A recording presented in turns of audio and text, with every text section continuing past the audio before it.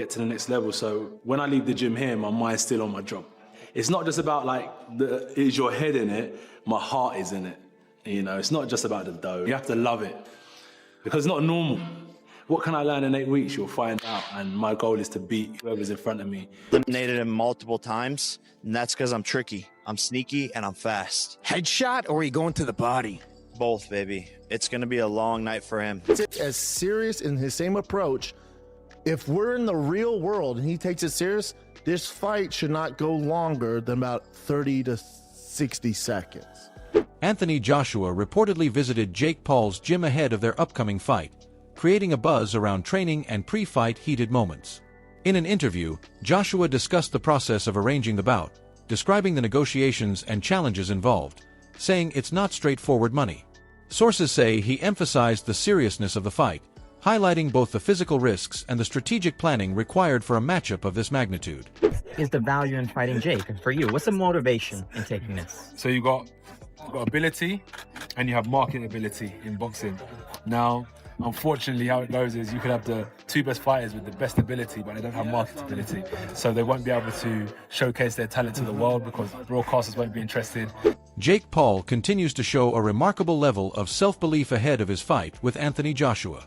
The YouTuber-turned-boxer has been publicly confident that he can knock out Joshua, citing a playful victory over him in a laser tag game during their first meeting in Dubai. Paul argues that his ability to remain elusive and move unpredictably will allow him to replicate this advantage in the ring. While this confidence has drawn both amusement and criticism from fans and analysts, it underscores Paul's mindset heading into a fight against one of boxing's most experienced heavyweights. He believes that being sneaky, reading his opponent's movements, and exploiting gaps in defense are strategies he can carry from a game into a real high-stakes match. However, experts emphasize that athletic skill and real fight experience cannot be replaced by confidence alone. Bring him up! Bring him up! Bring him up! Bring him up! He's not gonna get there without this shit! Former cruiserweight world champion Lawrence Okolie provided insight into Jake Paul's preparation, offering to assist in sparring sessions. Okolie highlighted the importance of tailored training when facing a fighter of Joshua's caliber, stressing that Joshua does not typically aim for early knockouts. Instead, Joshua relies on experience, strategy, and the ability to analyze opponents during the fight. Oki's guidance focuses on building Paul's endurance, defensive skills, and tactical awareness, all of which are critical for surviving against a technically proficient and physically imposing heavyweight.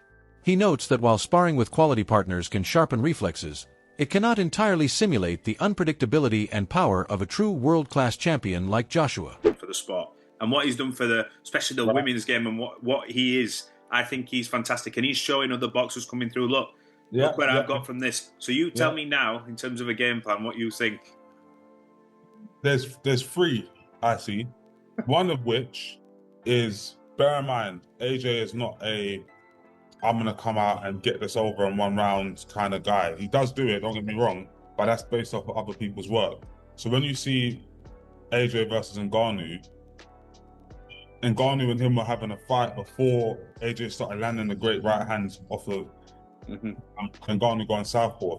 I don't think AJ's first instinct is to go in and go double jump, uppercut, left hook to the foot and rip into people. He likes to box. He's a natural boxer. So I think he's going to be just going through stuff. He hasn't been in the ring for over a year. He's going to be, popping jabs, slipping. Commentators Brendan Schaub and Brian Callen expressed concerns that Jake Paul is underestimating the true threat posed by Anthony Joshua. According to Shaw and Callen, Paul's casual approach and confident public callouts do not reflect a realistic understanding of the risk involved. They warned that Joshua's power is not to be taken lightly, and Paul's lack of first-hand experience against elite heavyweights could make him vulnerable. While Paul treats the fight with confidence and even bravado, the analyst emphasized that this mindset could backfire if he fails to respect the skill, timing, and strength that a seasoned heavyweight like Joshua brings to the ring. Their analysis highlights the potential consequences of overconfidence and the dangers of misjudging a top-tier opponent. I've done enough sparring, getting hit, that you just know. You're talking about Olympic gold medalist. I don't think people understand how good Anthony Joshua is.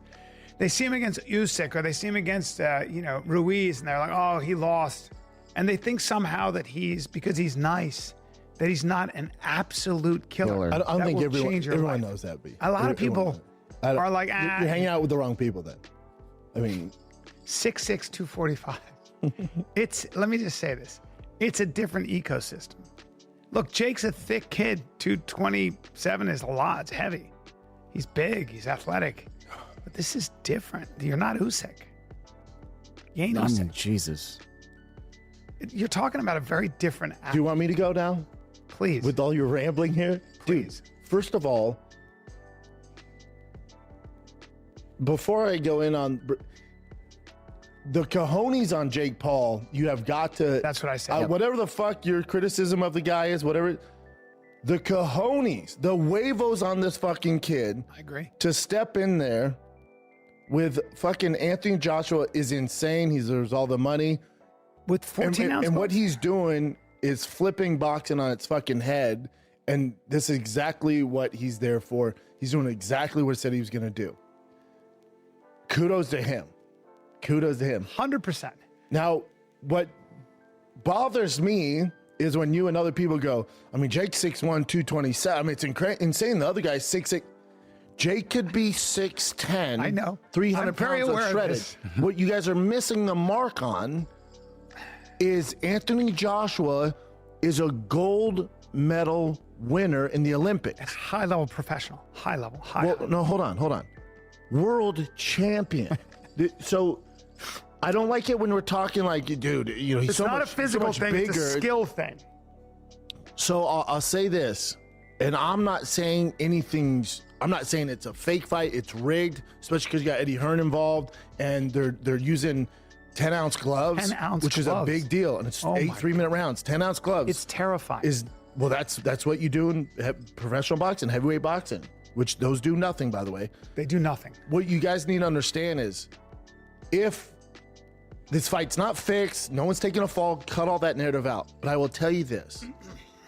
If Anthony Joshua decides to take this as serious as he did the Francis Ngannou fight, I don't need him to take it as serious as an Usyk fight. I don't take him as serious as fighting Klitschko. That's insane. It's literally impossible to take something like this that serious. If he takes it as serious as he did the Francis, which isn't that serious for him, but if he takes it as serious in his same approach, if we're in the real world and he takes it serious, this fight should not go longer than about 30 to... TV personalities Jason Cundy and Jamie O'Hara took a more dramatic angle, stressing the unpredictability of the fight. They emphasized that the extreme differences in skill, experience, and physicality between Joshua and Paul make the bout risky for both fighters. Their primary concern is the potential danger to Paul, suggesting that Joshua may be instructed to temper his power to avoid causing serious injury. The commentators note that while the matchup is compelling from a spectacle standpoint, the safety considerations cannot be overlooked. They argue that this type of pairing is unusual in professional boxing and could lead to unforeseen consequences if proper caution is not taken. Mate, I think it's dangerous. Yeah, I genuinely think it's dangerous. Well, but that's put in a world heavyweight champion. But then the cynic, top 4-5 fighters in the world. Then the cynic in me tells me, YouTuber who's never had a proper fight. Right, the cynic in me straight away goes, I think AJ's probably going to be told, and I don't know this, don't go heavy on him the first. No, he can't afford to do that. Anthony Joshua can't afford to do that. Okay, well, that's where I'm wrestling with my own mind right now. You asked me the question, how do I feel about it? I don't know what to make of it, mate. I seriously don't know what to make of it. I seriously don't. I think it's a joke. Yeah, I don't know what to make of it. I'll watch it because I don't know whether I will, JJ. Honestly, I probably will close the vote. Right now, I don't know whether I will. I don't know whether I will, honestly. I didn't watch. Was it Jake Paul that fought? Who did he fight? Mayweather. Tyson. No, Mayweather. I didn't watch that. Who fought Mayweather? Oh, it was. I tell you, it was. Who was the MMA fighter? Logan Paul. Logan Paul. The one that you didn't know the name of yet. Logan Paul, right? He fought Floyd Mayweather. I didn't watch that one either, right? I know, but Jake Paul's got a bit more boxing credentials. He has. Because he What about McGregor? Who did McGregor fight?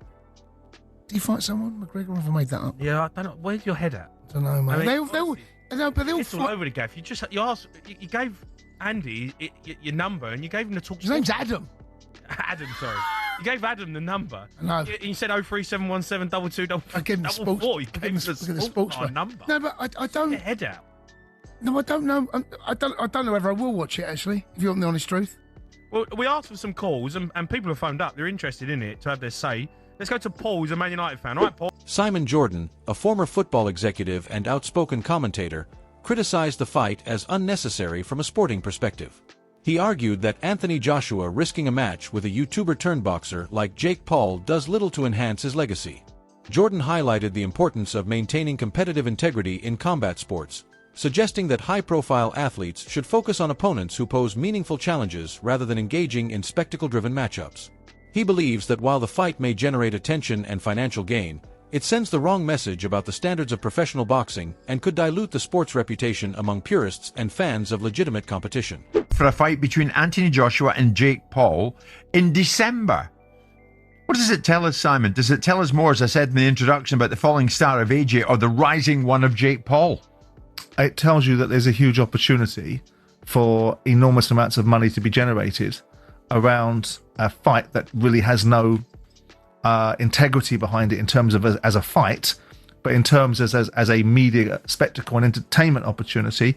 You've got a very talented YouTuber that's built himself into a massive influence with huge following, and you've got a former two-time champion of the world that operates at a very high level of engagement. Whether he's a high level of performer anymore is a different discussion.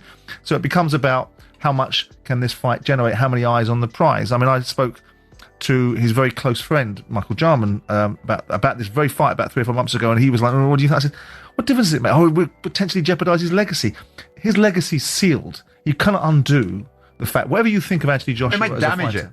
I don't think so. What it will do is increase his Yeah. bank balance. But I don't think. I think it didn't damage Muhammad Ali's reputation to go in with a sumo wrestler, did it? No, but after, when Joshua was at his peak, Simon, if I had said to you there and then, do you know what? Maybe in December 2025, Anthony Joshua will fight a YouTuber.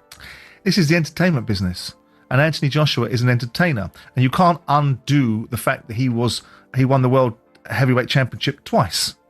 And he fought in some great fights. So why does he need this? Because he's in the business of entertainment. And if an opportunity is presented to him and someone wants to say that we can monetize this to the huge levels that are potentially available, why? In a surprising turn during training, Jake Paul reportedly secured sparring sessions with partners from Anthony Joshua's own heavyweight camp, a move highlighted by media coverage as stealing Joshua's sparring resources.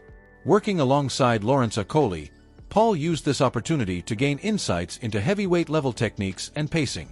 While it is common for fighters to practice with partners of various calibers, Paul's access to Joshua's camp gave him a unique chance to observe strategies, reactions, and defensive patterns firsthand.